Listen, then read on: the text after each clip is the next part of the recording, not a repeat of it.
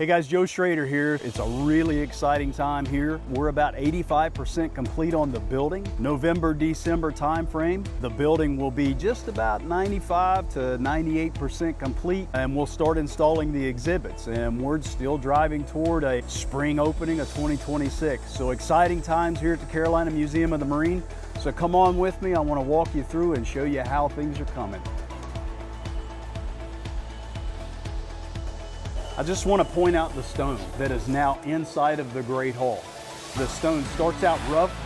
It signifies a recruit coming into the Marine Corps where they start out rough. They go through boot camp and they're honed and they become a smooth product on the other end, Marine. Hoorah. This is going to be the Carolina MAGTF Cafe. So come on in, let's take a look. So now that we're inside the Carolina MAGTF Cafe, this is essentially 900 square feet of space. But if you take a look at the top and you see the ductwork that's inside in here, we want to give it the feel of being inside a ship's galley. You'll be able to see this ductwork.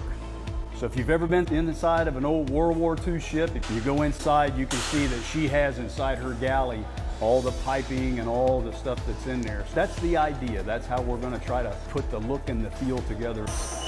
But you can see here, this is the Great Hall. Along the wall up here that you can see where the drywall is, the signage will be honor, courage, and commitment along the Great Hall. On the left side, again up here on the glass, you're going to see the ribbons that will be displayed along the glass.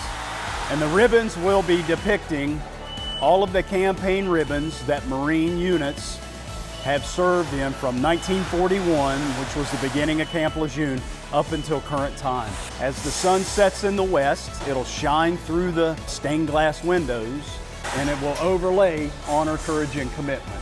So this is the intro. The intro will be a tunnel and it will begin the story. East Coast Marines that served in the Carolinas, World Warriors, answering the call. You go through the intro, and then you're going to come into this enormous space, which is going to be Gallery 1. The theme of Gallery 1 is going to be, they came from the sea. So generally, oriented in this direction will be our LVT. And the look and feel of the experience that you're going to get is loading onto the LVT and making the amphibious assault into Iwo Jima. I just want to take a moment here, get the size and look and feel of Gallery 1 and how far along we've come. As you can see, the drywall is up, the ceilings are now painted black, and we're about 3 months out from the exhibits that will be going into Gallery 1. Here in Gallery 2, this is really about the individual Marine stories and the community here within Jacksonville.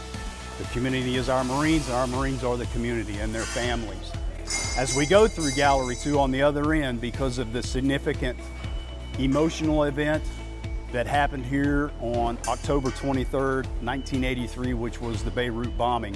The gallery ends with that story on the other end. So let's move down toward that end there. The theme of Gallery 3 is really about innovation, but it's set within the context of and the backdrop of the significant campaigns, wars, and battles that the Marines here on the East Coast in the Carolinas participated in. In the corner, it'll start with a Vietnam-era Huey helicopter that'll be coming out of the wall there.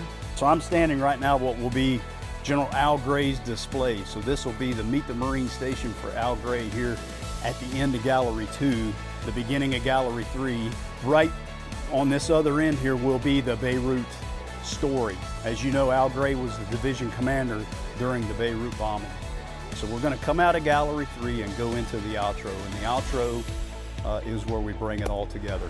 So you've met the Marine, and here, this is where we hope to inspire you. The theme of the gallery is going to be Semper Fidelis. Now we're back into the Great Hall. We're on the south side of the Great Hall. Come in on the north, come out on the south. Hey guys, how are you? When we first came into the museum, I talked about the stone, and you saw how rough the stone is on the other end, symbolizing a rough, raw recruit going into boot camp. Started out really rough, and it just gets smoother and smoother all the way around to the final product. Steely-eyed, smooth stone, resembling a Marine. So the courtyard will continue, mostly grass, but there'll be concrete paved walkway all the way around. We'll have a series of benches, and it'll go all the way around, symbolizing the continuation of a wave. So as we go, just a quick update on our 3 bellowwood trees. They are really healthy. They were just checked by our arborist, and they're thriving. Again, these oak trees grown from acorns that were brought back from the battlefields of Belleau Wood, where the Marines earned their nickname, Devil Dog. I appreciate your time, and I really appreciate your support. Hope you go to the website, check us out. We've got a little link there for donation. No donation is too small, and no donation is too large. And you can see, standing here by the Eternal Flame, the backdrop of the museum, I mean, it's really coming along. Things are coming along very nicely. I'm excited, can't wait. We appreciate your support, and Semper Fidelis.